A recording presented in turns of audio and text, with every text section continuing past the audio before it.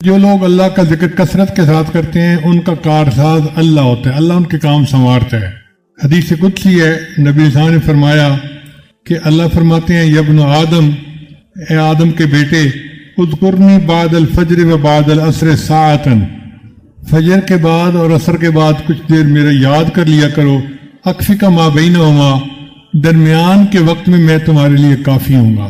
یعنی جو بندہ اللہ کا ذکر کرے گا اس کے کاموں کو اللہ سنوارے گا۔ ایک مرتبہ اللہ تعالیٰ نے موسیٰ علیہ السلام کو وحی نازل فرمائی، اَتُحِبُّ أَنْ أَسْكُنَ مَعَكَ فِي بَيْتِكَ يَا موسیٰ، اے موسیٰ علیہ السلام، کیا آپ پسند کرتے ہیں کہ میں آپ کے ساتھ آپ کے گھر میں رہوں؟ فَخَرَّ لِلَّهِ سَاجِدًا، وہ تو اللہ کے عاشق تھے، فوراً سجدے میں جا گرے اور پوچھا، اے اللہ کیف تسکن معی فی بیتی، آپ میرے ساتھ میرے گھر میں کیسے رہتے ہیں؟ اللہ نے فرمایا، انا جلیس من ذکرنی، جو میرا ذکر کرتا ہے میں اس کا ہم جلیس ہوتا ہوں۔ یعنی جو ذکر کرتا ہے اللہ فرماتے ہیں میں اس کے ساتھ ہوتا ہوں۔ تو یوں سمجھے کہ ذاکرین کے گھر میں اللہ رب العزت رہتے ہیں۔ حضرت موسیٰ علیہ السلام نے ایک مرتبہ سوال کیا، یا اللہ مجھے بتا دیجئے کہ آپ سے کون زیادہ، آپ کس سے زیادہ محبت کرتے ہیں تاکہ میں اس سے بھی محبت کروں۔ قال، اللہ نے فرمایا، اذا رأیت عبدی یکثر ذکری، جب تو کسی بندے کو دیکھے کہ میرا کثرت کے ساتھ ذکر کرتا ہے، فانا اذنت له فی ذالک، میں نے اس کو اس کی اجازت دی، وانا احبہ، اور میں ہی اس سے محبت کرتا ہوں۔ یعنی ذاکر بندہ اللہ کا محبوب ہوتا ہے، اللہ اس سے محبت فرماتے ہیں۔ پھر ذاکرین کے اوپر اللہ کی رحمت برستی ہے۔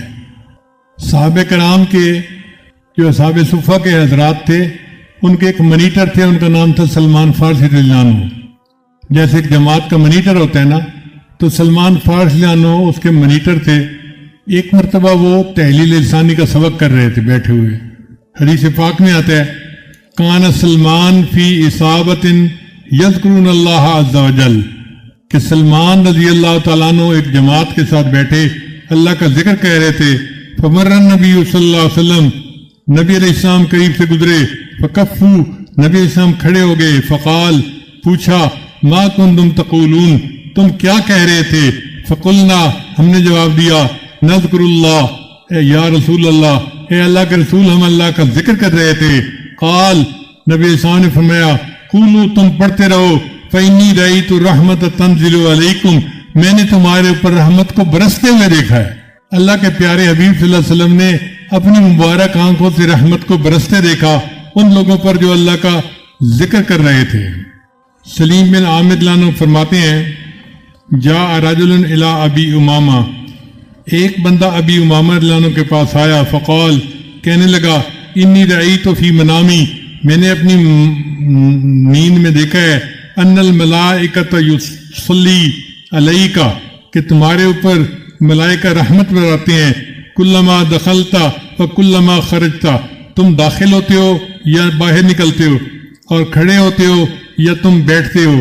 قال، انہوں نے فرمایا، وانتم لو شئتم سلط علیکم الملائکہ، اور اگر تم چاہو تو تمہارے اوپر بھی ملائکہ رحمتیں برسا سکتے ہیں۔ پھر انہوں نے قرآن مجید کی آیت پڑھی، یا ایھا الذین آمنوا اذکروا اللہ ذکرا کثیرا وسبحوہ بکرۃ واصیلا ھو الذی یصلی علیکم وملائکتہ۔ تو دیکھیے قرآن مجید سے ثابت ہو رہا ہے کہ ذکر کرنے والوں پر اللہ کے فرشتے رحمتیں برساتے ہیں اور اللہ بھی رحمتیں برساتے ہیں۔ پھر جو لوگ ذکر کرتے ہیں اللہ ان کے مانگنے سے پہلے ان کی چاہت کو پورا کر دیتے ہیں۔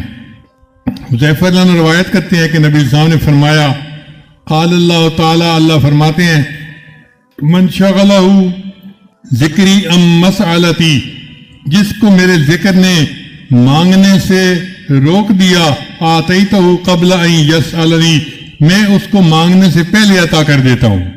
یعنی وہ مجھ سے مانگتا نہیں، میں مانگنے سے پہلے اس کی دعا کو پورا کر دیتا ہوں۔ اس لیے ذکر جو ہے وہ دجال کا راستہ روکتا ہے۔ نبی صلی اللہ علیہ وسلم نے فرمایا، لا یخرج الدجال حتی یذہل الناس عن ذکر اللہ، اس وقت تک دجال دنیا میں نہیں آئے گا جب تک لوگ اللہ کے ذکر سے غافل نہیں ہو جائیں گے۔